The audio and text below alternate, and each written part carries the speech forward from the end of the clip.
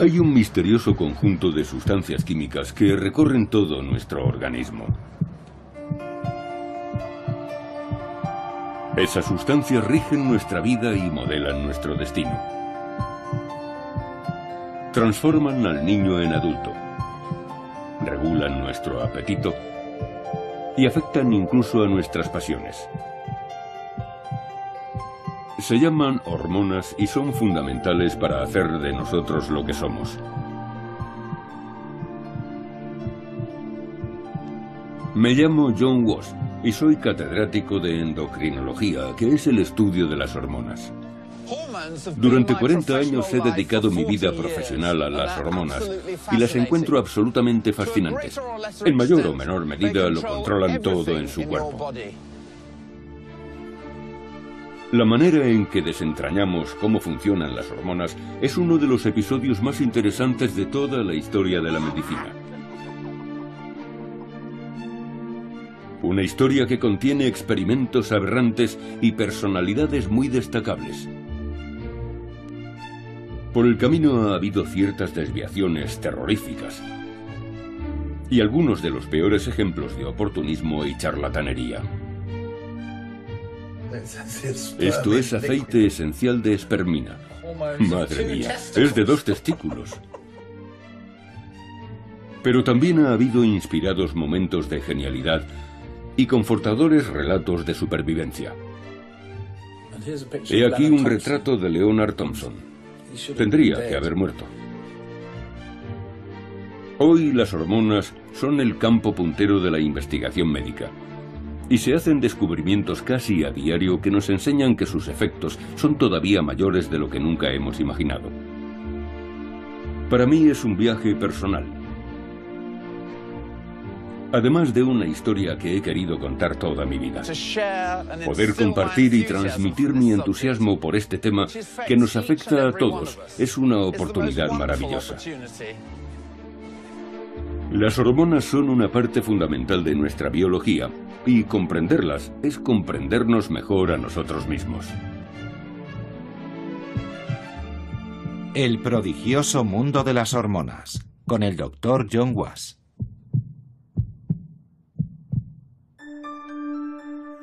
Todos hemos oído hablar de las hormonas, pero la mayoría no pensamos en ellas a diario. Sin embargo, siendo tan fundamentales en nuestra vida, nuestro conocimiento de las hormonas data de fechas sorprendentemente recientes. El sistema hormonal no es algo anatómico, como el esqueleto, el sistema nervioso o el sistema cardiovascular. Es algo que no se ve. Por tanto, la manera de abordarlo es diferente. Ser cardiólogo es fácil. Si sientes dolor en el pecho, algo malo le sucede a tu corazón, pero con las afecciones endocrinas la cosa cambia. Esa es una de las razones por las que es uno de los últimos sistemas que se han descubierto. Este sistema endocrino u hormonal, aunque es invisible, es uno de los que más influyen en el funcionamiento y la regulación de nuestro organismo. Cómo descubrimos sus secretos es un gran relato de detectives médicos. Un relato lleno de giros inesperados.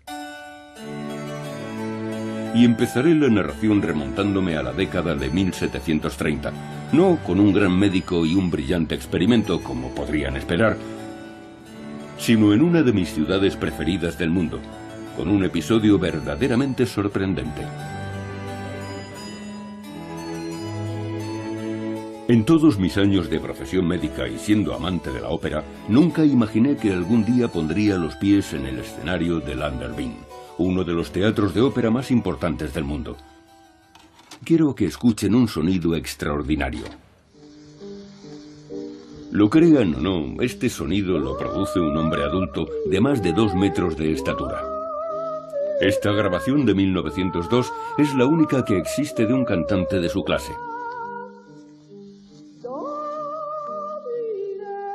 Pero sin duda su mejor exponente vivió en la década de 1730. Era una auténtica estrella de la música y se llamaba Farinelli.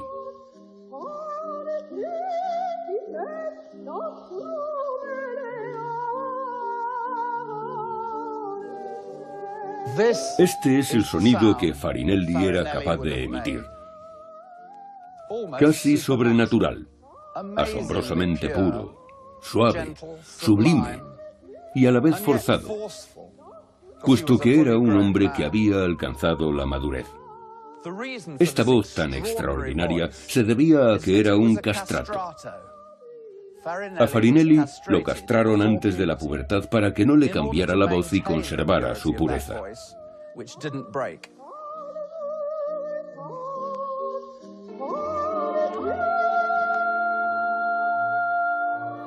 Cuando un niño alcanza la pubertad, su voz puede bajar hasta una octava completa.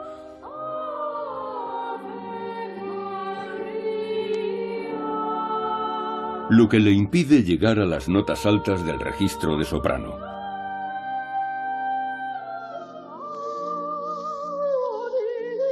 Pero como Farinelli fue castrado antes de que se produjera ese cambio, su voz se conservó a pesar de su paso a la edad adulta.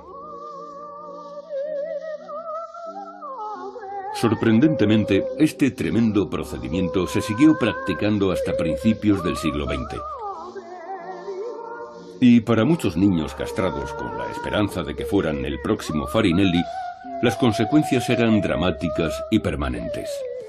No solo fue su voz, desencadenó otros cambios muy importantes que pueden observar en esta hermosa pintura. Se ve que tenía una línea capilar recta, como las mujeres, y no la característica línea en forma de pico de un hombre. Y esconde la ausencia de nuez en su garganta con un pañuelo de seda. La castración afectó incluso al crecimiento de Farinelli. Tenía un tórax muy desarrollado, también unos brazos realmente largos, lo mismo que las piernas, muy largas también, porque continuaron creciendo. Todo ello fue resultado de la castración. Los castrati eran una demostración realmente dramática de lo que sucede cuando eliminas los testículos de un ser humano. Por descontado, ya se observaban desde hacía siglos los efectos de la castración en el ganado. Lo sorprendente es que no se diera una explicación científica a estos efectos hasta el siglo XIX. Por tanto, esta era la gran pregunta que se hacía todo el mundo. ¿Cómo narices podían influir los testículos en tantas partes del cuerpo, desde las cuerdas vocales hasta la longitud de las extremidades?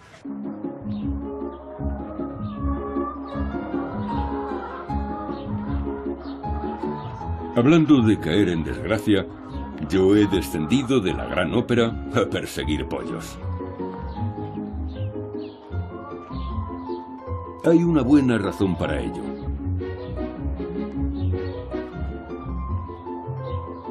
En 1849, un psicólogo alemán llamado Arnold Berthold llevó a cabo unos experimentos extraordinarios con pollos que revelaron el mecanismo por el que la castración afectaba a todo el organismo.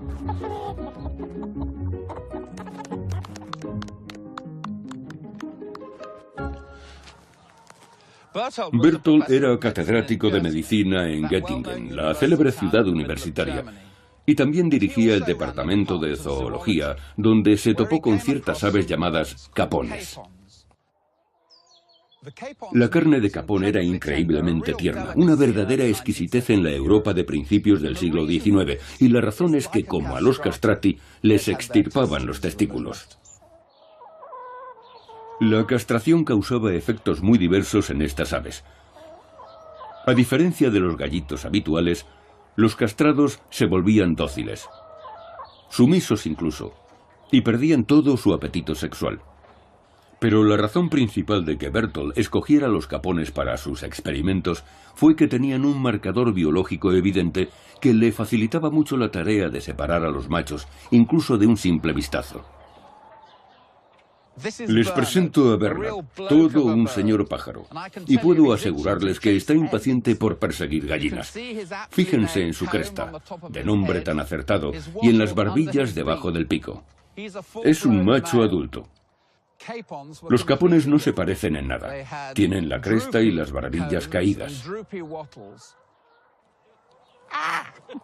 Basándose en esto, Berthold puso en marcha una serie de experimentos para ver si podía detener e incluso revertir los efectos de la castración. Lo que pretendía era intentar revertir los cambios que se habían producido. Así que extirpó los testículos a los gallitos y a continuación volvió a implantárselos, pero no en su ubicación natural en el organismo, sino en el abdomen. Para su sorpresa, resultó que no solo conservaban su actividad sexual y su comportamiento agresivo,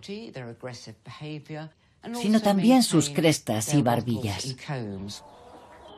Con estas aves, Berthold ya tenía un medio de responder a la pregunta fundamental. ¿De qué manera afectaban los testículos a las distintas partes del cuerpo? Cuando Berthold practicó las autopsias de estas aves, se encontró con la sorpresa de que los testículos que había reimplantado en su abdomen habían generado su propio riego sanguíneo, formando vasos sanguíneos alrededor de los testículos. Así fue como dedujo que los efectos que causaban, fueran los que fueran, los causaban a través de la sangre.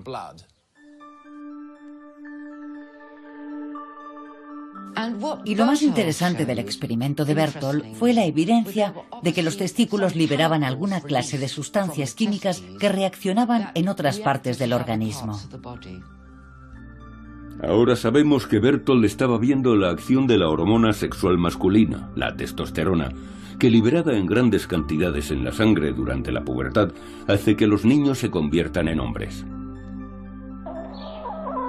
Por aquel entonces nadie concebía que solamente unas sustancias químicas pudieran tener semejantes efectos en el organismo. Curiosamente, sus hallazgos tuvieron escasa repercusión en la comunidad científica. El propio Berthold no continuó con la investigación de lo que había observado. Eran observaciones de un interés fabuloso, y resulta muy llamativo que Berthold aparentemente no le diera más vueltas al porqué de lo ocurrido. Fue una grandísima oportunidad perdida para la ciencia, y tendrían que pasar muchas décadas para encontrar una explicación. En el siglo XX, los científicos hicieron justicia a Berthold, reconociendo que había sido el primero en describir el funcionamiento de glándulas como los testículos. Por desgracia, sus contemporáneos hicieron caso omiso de sus hallazgos y en cambio hacían aberrantes afirmaciones sobre los testículos. En particular pensaban que podían ser la fuente de la eterna juventud. El método de Brown-Séquard. Este extraordinario anuncio data de principios del siglo XX, y en él aseguran haber encontrado el secreto para rejuvenecer al anciano. Hormonas de 2 testículos.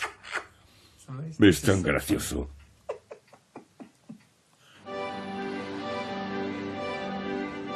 La historia de esta ridícula pretensión y sus sorprendentes consecuencias comienza en 1889 en una de las más insignes instituciones de Europa, la Academia de Ciencias de Francia. En una solemne ocasión, un público selecto asistió al anuncio de Charles Edward Brown-Séquard.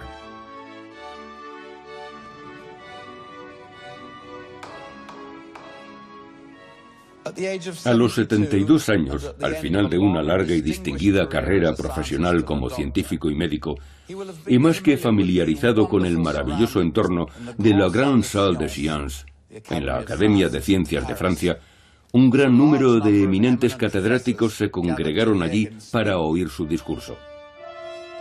Lo que Brown-Séquard anunció era un experimento absolutamente increíble.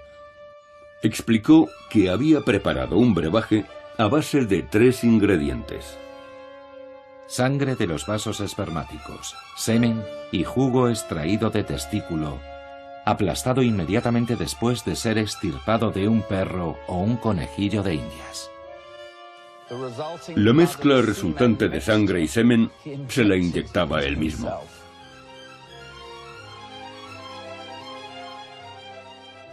Dijo lo siguiente a su asombrada audiencia: que tenía más fuerza y resistencia, su capacidad de concentración había mejorado y también tenía bastante más energía mental. El desconcierto hizo enmudecer a la audiencia, y teniendo en cuenta que allí el promedio de edad era de 71 años, lo más seguro es que se dijeran: Dios, sería maravilloso. Podría convertirse en el elixir de la vida y posiblemente en el hallazgo del siglo. El anuncio sumió a la prensa en un completo frenesí. Y como la demanda de esta clase de remedios mágicos crecía sin parar por todo el planeta, los artículos y anuncios llenaban los medios de comunicación. Brown Séquard ocupó titulares en todo el mundo. La prensa se preguntaba si aquel sería el verdadero elixir de la vida. Naturalmente no lo era.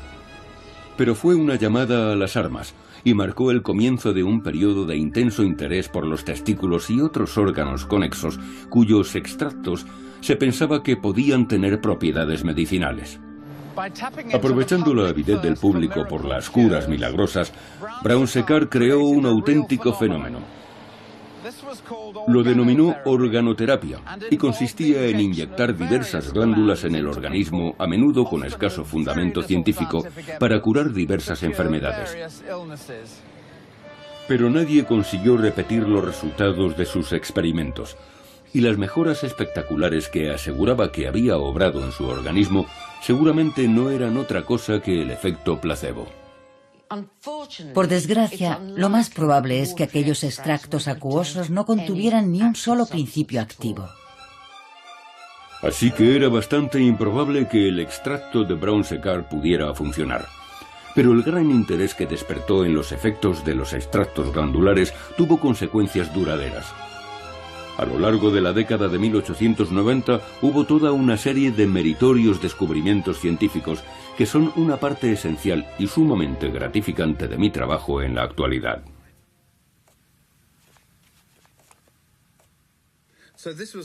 Esta mujer a la que traté tenía una tiroides hipoactiva y uno de sus hijos me escribió: "Gracias por escuchar a mi mamá y devolvérnosla". Y luego la madre de ella escribió: "¿Cómo puedo agradecerle que me haya devuelto a mi hija, que haya devuelto su madre a mis nietos y su esposa a mi yerno?". Y solo le había administrado hormona tiroidea. Aunque siempre es agradable que a uno le den las gracias, lo cierto es que no las merecía yo. Tendrían que habérselo agradecido a un par de emprendedores médicos británicos de la década de 1890. Ellos fueron los primeros que usaron hormonas para curar lo que hasta entonces era una enfermedad terrible y debilitadora. Esta es la historia del primer gran descubrimiento que permitió dar con un tratamiento de éxito en endocrinología y está relacionado con la glándula tiroides situada en el cuello. El tratamiento se centraba en los trastornos conocidos como mixedema y cretinismo. En la práctica son afecciones parecidas, y quienes las padecen pueden quedar física y psíquicamente discapacitados. Eran relativamente comunes hace apenas 100 años. En la época victoriana había incluso una casilla en el censo para marcar cretinismo. Afortunadamente, hoy día es una enfermedad totalmente controlable. Y todo gracias al trabajo que emprendió este hombre. Victor Horsley nació en el resplandeciente Londres de otros tiempos, en el seno de una familia de aristócratas. Pero tenía una gran conciencia social y era defensor a ultranza de la asistencia médica gratuita para todos.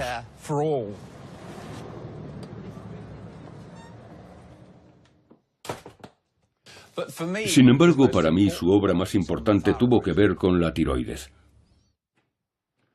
Voy a explicarles lo que hizo con un poco de ayuda. Esto es glándula tiroidea de oveja, aunque cuando Horsley empezó estos experimentos usó monos. Lo que hizo fue extirpar la tiroides de varios monos y demostrar que sufrían cambios asociados al mixedema, igual que los humanos. Se les caía el pelo y se volvían más letárgicos. Con este experimento, Horsley demostró de manera concluyente que el mixedema estaba causado por una deficiencia tiroidea. Pero fue más allá.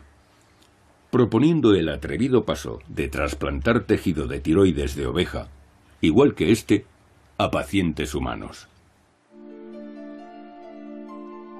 Por toda Europa hubo quienes aceptaron el reto y la práctica de trasplantar tiroides de oveja a personas tuvo cierto éxito. Pero seguía sin ser una cura. Era cirugía potencialmente peligrosa y los beneficios eran a corto plazo.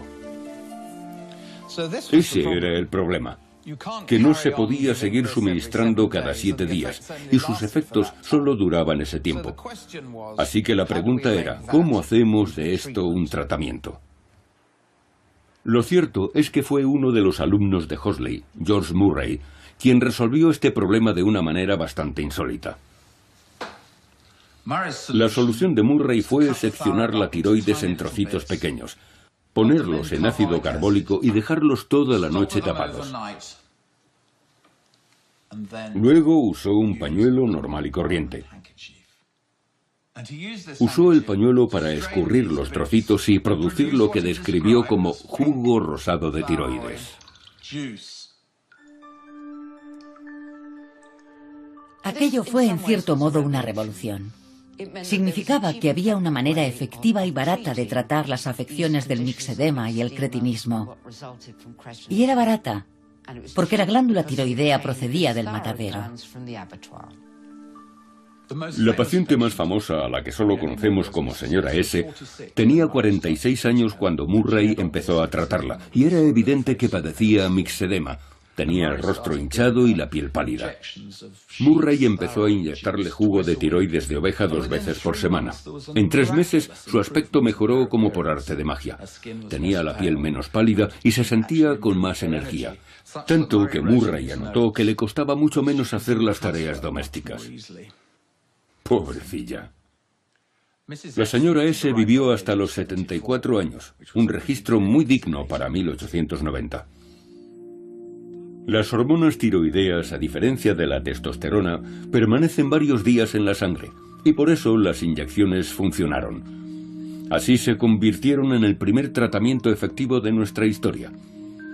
Pero en realidad, Hosley y Murray no sabían ni por asomo lo que eran las hormonas, y a pesar del éxito del tratamiento, solo veían los efectos de las glándulas, no comprendían su funcionamiento. Para acercarnos más, haría falta la invención de un artilugio verdaderamente ingenioso, uno que realmente nos permitiera ver a la hormona en funcionamiento.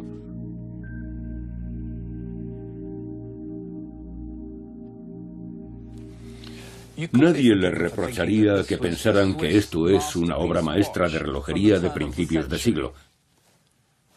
En realidad, es un asombroso artefacto inventado por un físico de Harrogate llamado George Oliver. Esta máquina se llama arteriómetro y es una pieza preciosa. Para usarla simplemente se pone alrededor de la muñeca, donde está la arteria, y se mide el diámetro de la arteria con un manómetro. Oliver buscaba una cura para la hipotensión arterial usando extracto de glándulas suprarrenales, unas glándulas situadas encima de los riñones. Se lo había inyectado a conejos y todos habían muerto a causa de ello, y aún así quiso probar su extracto en humanos. Cuentan incluso que se lo inyectó a su propio hijo. Por suerte su hijo sobrevivió, y dio a Oliver los resultados que necesitaba. Lo que demostró fue que los efectos del extracto de glándula suprarrenal, medidos con su arteriómetro, causaron un estrechamiento de las arterias y, como consecuencia, un aumento significativo de la tensión arterial. Ahora sabemos que lo que Oliver medía era la adrenalina. Es una sustancia química liberada por una glándula situada encima de los riñones. Produce una señal para que el corazón empiece a latir más deprisa y la sangre fluya a mayor velocidad. La capacidad de medir los efectos de la adrenalina fue un hallazgo asombroso. Pero el mecanismo por el que esta y otras hormonas actuaban seguía siendo un misterio. Un misterio que se resolvería solo unos años más tarde, a un precio terrible. Por desgracia, la investigación fundamental que nos llevaría hasta ese punto surgió de uno de los experimentos más escandalosos de la historia de la medicina. Esta sala de operaciones es la más antigua de Inglaterra. En lugares como este, por toda Europa, las mujeres se sometieron a ovariectomías, es decir, la extirpación de ambos ovarios, para tratar afecciones como la histeria, la anorexia, la ansiedad y hasta la ninfomanía. Creían que los ovarios eran la fuente de toda clase de discapacidades mentales, físicas, de toda clase de males, y por tanto se los extirpaban sin más a las mujeres. Y la razón de que lo hicieran era un grave error de concepto, relacionado con el sistema nervioso. Cundía la idea de que el sistema nervioso estaba relacionado con todas las partes del cuerpo, incluido el cerebro. Las glándulas formaban parte de este sistema y los ovarios en concreto eran los centros nerviosos que regulaban el organismo de toda mujer. Se calcula que en toda Europa 150.000 mujeres fueron sometidas a esta operación para tratar males asociados a su condición femenina. Pero lejos de curarlas, la operación les causó nuevas complicaciones. Y cuando se extirpan los ovarios a una mujer, desarrolla precozmente síntomas premenopáusicos, por lo que para ella significa volver al principio. Los médicos querían averiguar la razón de que las ovariectomías estuvieran causando estos problemas. En su búsqueda de una solución, un hombre llevó a cabo experimentos que pusieron patas arriba las verdades científicas aceptadas. Joseph Halban echó por tierra la idea de que las glándulas se comunicaban a través de los nervios y con ello ofreció la primera imagen nítida de cómo funciona el sistema hormonal. Lo que Halban hizo fue extirpar los ovarios y partes del útero e implantarlo todo bajo la piel de jóvenes cobayas. Y demostró que tanto los ovarios como el útero habían sufrido cambios que solo cabía esperar que sufrieran estando dentro del animal del que habían sido extirpados. Esto demostró que los ovarios funcionaban como si estuvieran en su emplazamiento original, y algo todavía más importante, que seguían funcionando sin que hubiera unos nervios que los conectaran al resto del organismo. El descubrimiento de Halban puso fin a las ovariectomías y también tuvo enormes repercusiones en la historia de las hormonas.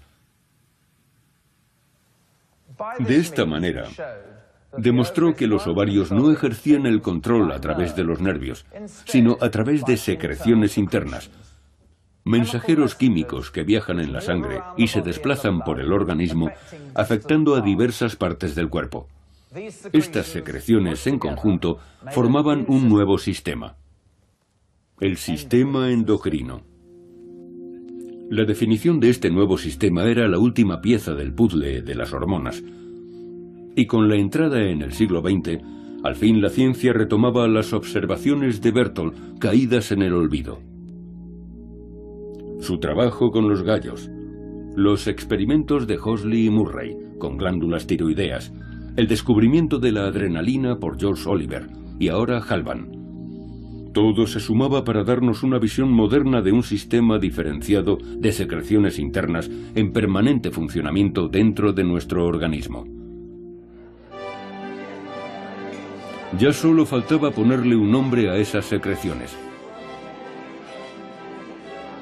Cuentan que fue Ernest Starling, un renombrado psicólogo de la época, quien acuñó el término que ahora usamos todos, durante una cena universitaria en Cambridge. Starling estaba sentado con un colega devanándose los sesos para decidir qué nombre ponerle a unas secreciones capaces de desplazarse a otra parte del cuerpo y estimularla directamente. Entonces le preguntaron a un experto en la antigua Grecia qué pasaba por allí.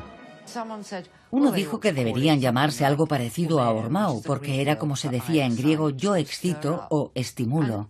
Y como dato interesante, Starling pronunció después una conferencia en la Crunian Society en la que de pronto usó la palabra hormona. Nadie la había oído antes, y se quedó así.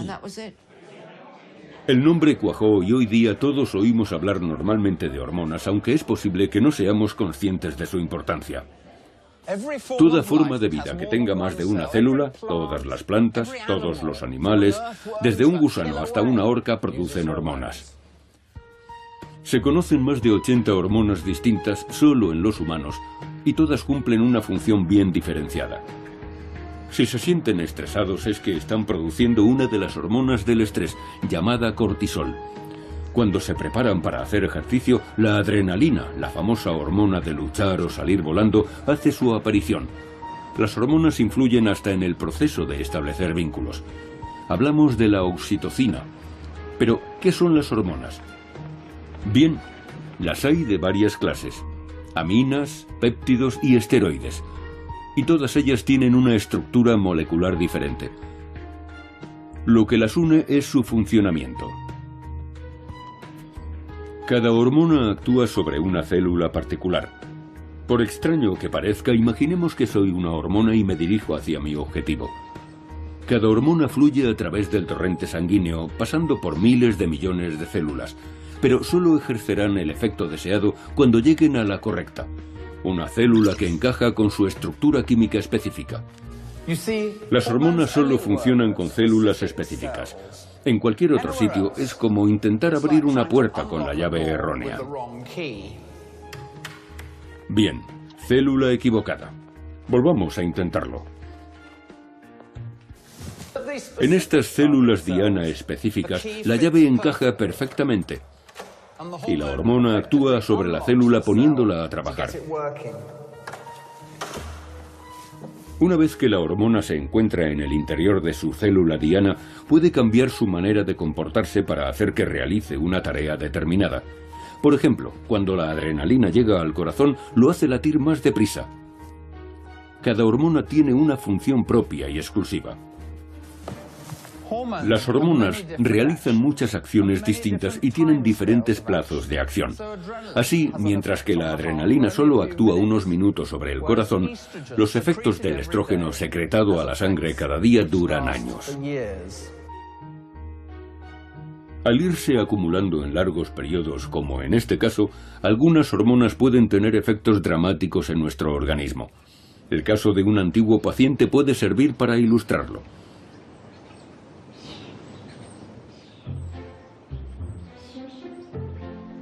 Con 2,30 metros de altura, Chris Greener está entre los hombres más altos del Reino Unido. Y aquí está, con el director de nuestro documental, James, que mide sus buenos 180 centímetros. Chris lleva una vida sana, aunque poco habitual. Cuando me preguntan qué problemas tengo por ser tan alto, yo digo que lo peor es encontrar ropa de mi talla. Llevo con este problema prácticamente 50 años. Cuando terminé primaria era más alto que la mayoría de los profesores.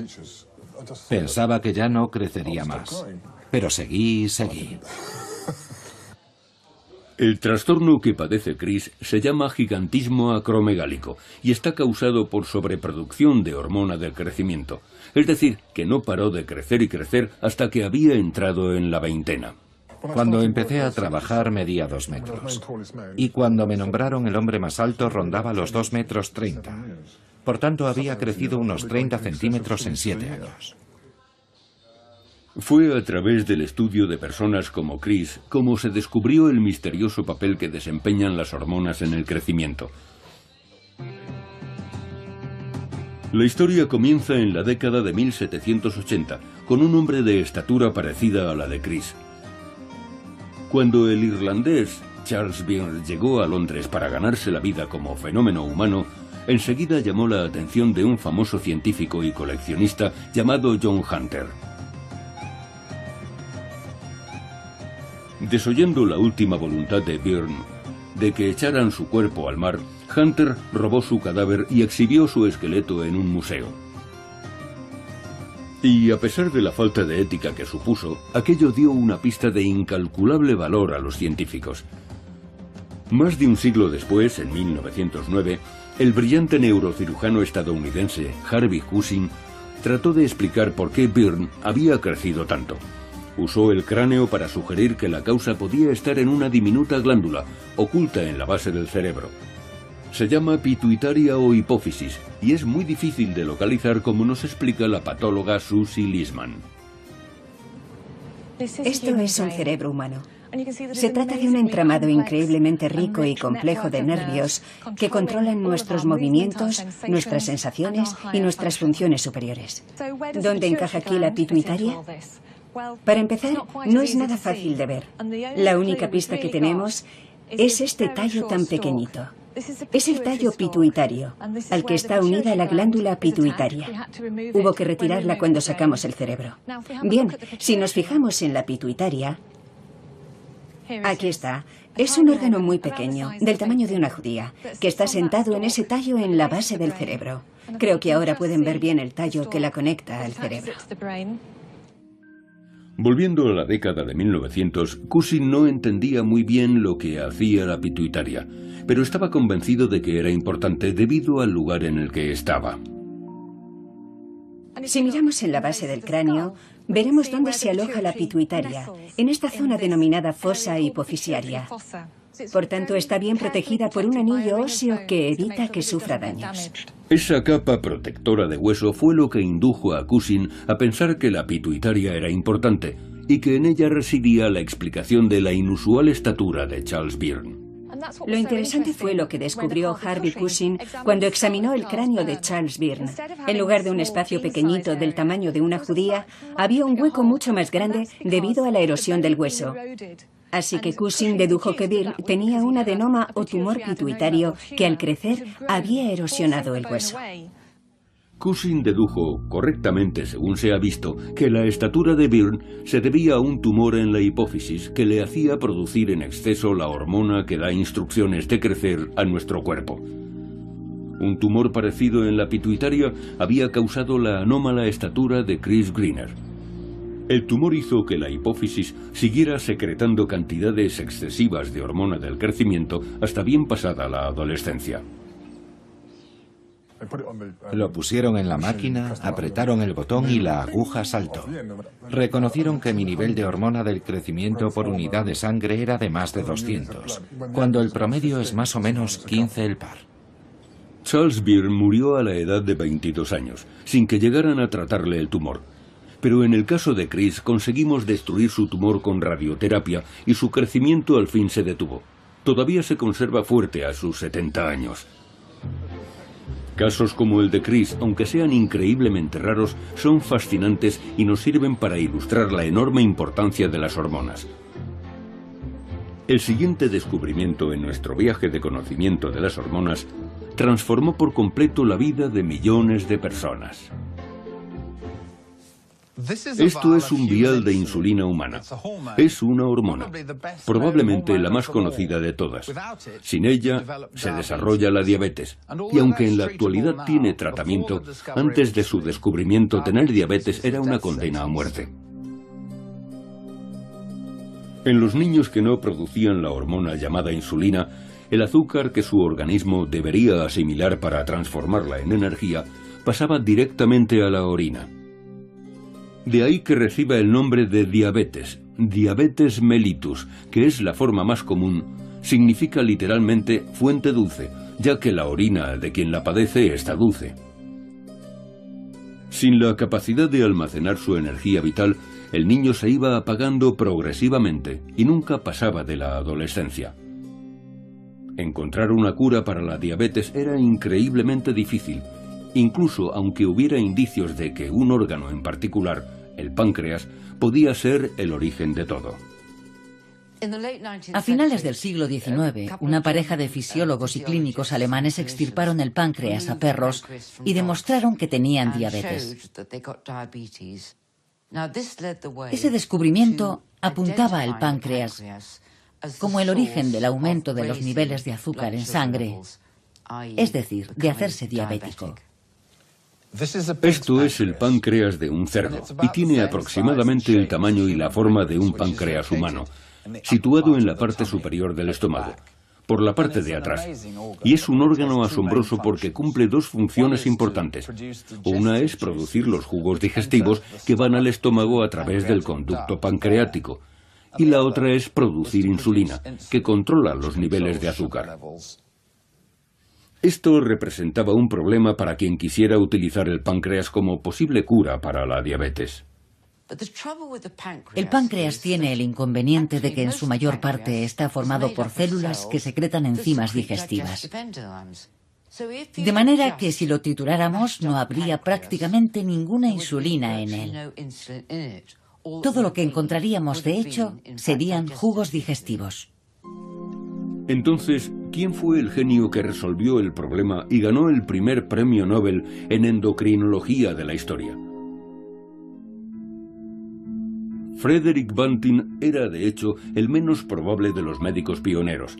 Desde luego no dio con su revolucionaria cura para la diabetes mientras trabajaba en un laboratorio dotado de buenos fondos. Era más bien un médico fracasado que ejercía en Ontario, Canadá. Acosado por las deudas, completaba sus ingresos dictando clases a estudiantes de medicina. Y sin embargo fue responsable de uno de los descubrimientos más sensacionales de toda la historia de la endocrinología. Mientras investigaba para dar una de estas conferencias, se topó con un artículo en una publicación poco conocida: Cirugía, Ginecología y Obstetricia. Se refería a la posibilidad de detener la función digestiva del páncreas, eliminando las enzimas y dejando solamente las células productoras de hormona para que hagan su trabajo.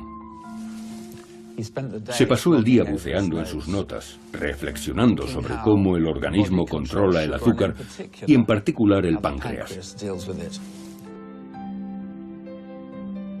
Se fue a la cama con esos pensamientos rondándole en la cabeza y se despertó de repente con una sorprendente revelación.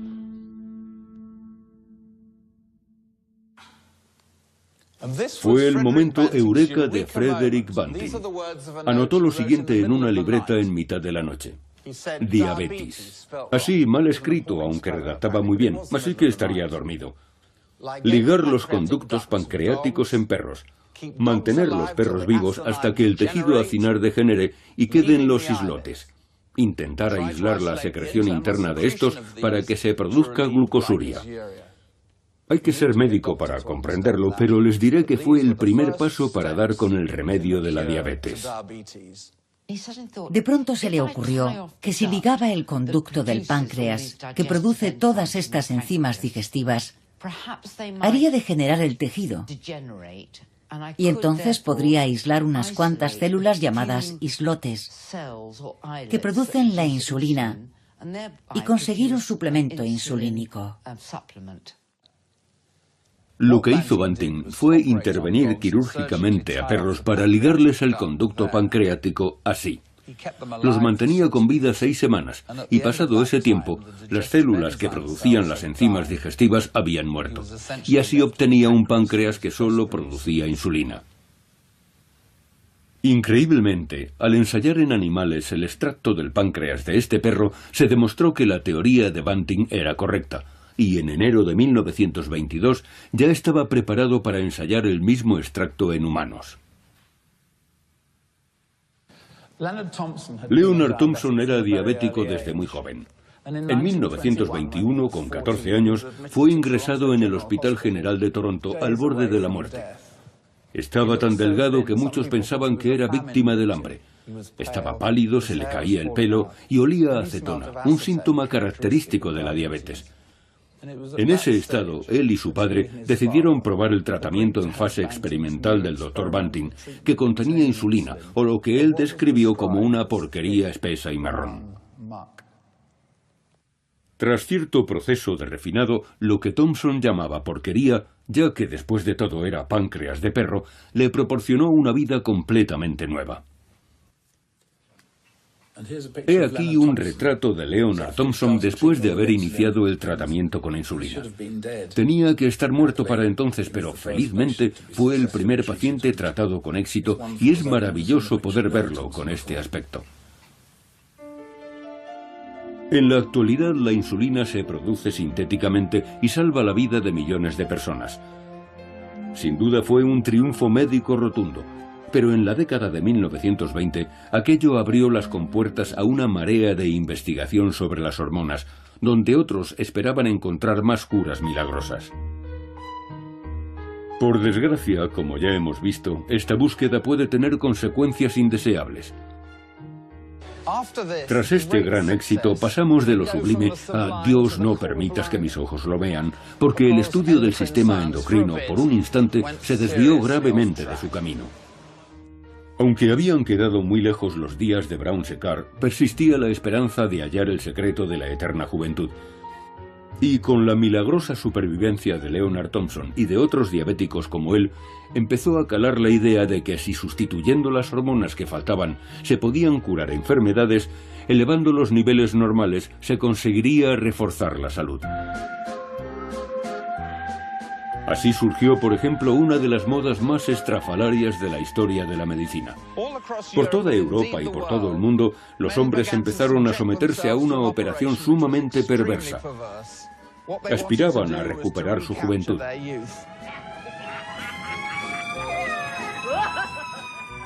Este es el Prater de Viena, el parque de atracciones más antiguo del mundo. Sorprendentemente, a comienzos del siglo XX, era la sede de un laboratorio donde se llevaban a cabo experimentos muy notables. El Instituto de Investigaciones Biológicas en los terrenos de este parque también se llamaba vulgarmente Vivario, y fue aquí donde el fisiólogo Eugene Steinach desarrolló un procedimiento que aseguraba podía revertir el proceso de envejecimiento.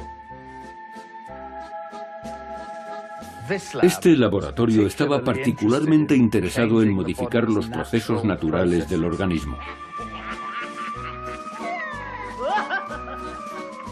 Steinach propuso una técnica muy parecida a la que Banting había empleado para obtener insulina del páncreas, ligando el conducto de una glándula para aislar una hormona concreta en su interior. En esta ocasión, él pretendía aislar la testosterona, y para ello tenía en mente un órgano muy distinto. El experimento de Steinach consistió en ligar el tubo que transporta el esperma, en la jerga moderna una vasectomía. Así se crearía más espacio para las células productoras de hormonas en los testículos y eso redundaría en una vitalidad mayor. Aunque cueste creerlo, el método Steinach causó furor. Los hombres acudieron en masa para someterse al tratamiento, incluidos algunos de gran renombre. Entre ellos, el famoso poeta William Butler Yeats. A sus 69 años, Yeats tenía una salud precaria y sufría una depresión profunda. Padecía el bloqueo del escritor. Pero tras someterse al tratamiento, sus habilidades creativas aumentaron espectacularmente, así como su deseo sexual. Hay quien piensa que Yeats escribió su mejor poesía después del tratamiento. Un joven en la oscuridad soy, pero en medio de la luz un viejo loco. Ella dijo entonces a aquel viejo loco, que apoyaba la mano en su fornido bastón: dar el amor o retenerlo no depende de mí. Y no solo era su poesía. Unos meses después de someterse al tratamiento, Yeats se emparejó con una actriz de 27 años, 42 más joven que él. ¿Habría dado Steinach con el secreto de la eterna juventud?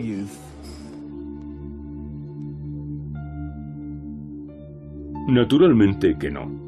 También en su caso, como en el de Brown-Séquard, no hubo manera de reproducir los resultados que aseguraba tener. Ahora sabemos que no hay fundamento científico y que se trata de otro callejón sin salida en el mundo de la ciencia.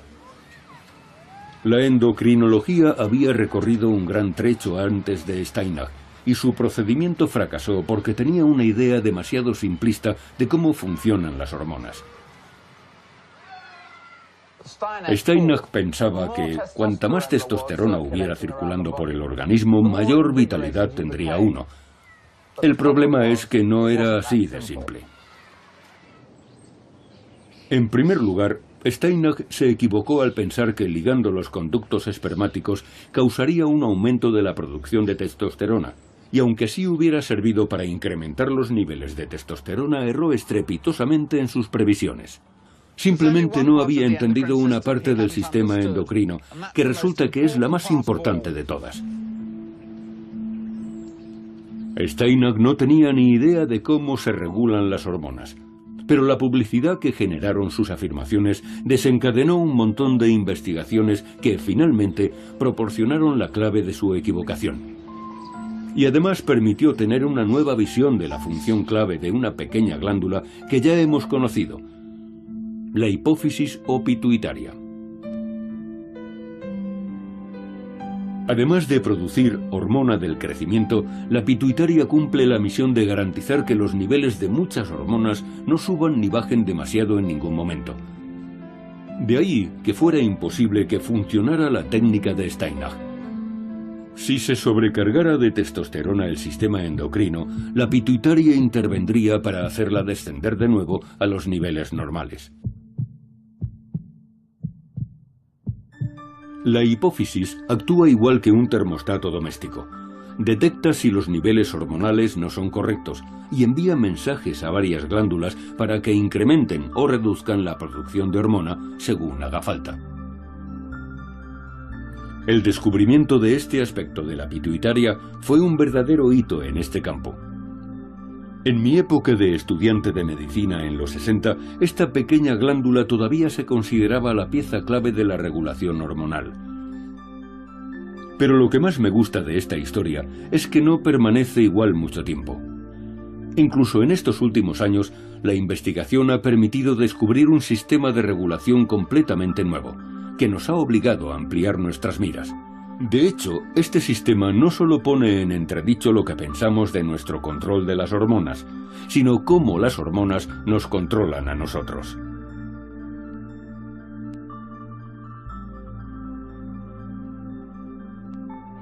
La catedrática Sadaf Farooqui lleva más de 10 años en la vanguardia de la investigación de las hormonas.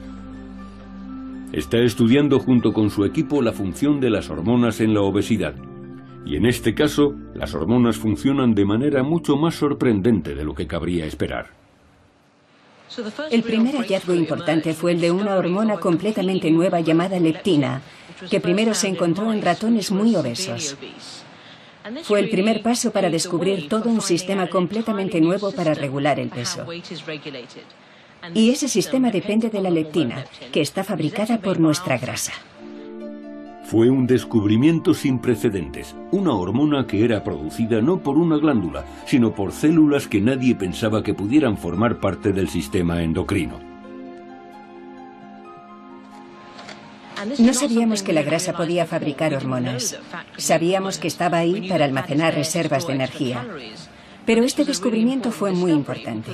La grasa podía fabricar una hormona que circulaba por la sangre y actuaba sobre el cerebro para controlar nuestro peso. Algo increíble. Con esta hormona, nuestras propias células de grasa pueden controlar cuánto comemos, estableciendo su propio circuito de retroalimentación con el cerebro. Así funciona. Nuestras células de grasa producen leptina constantemente, y cuanto mayor sea la reserva de grasa que tengamos, mayor cantidad de leptina corre por la sangre.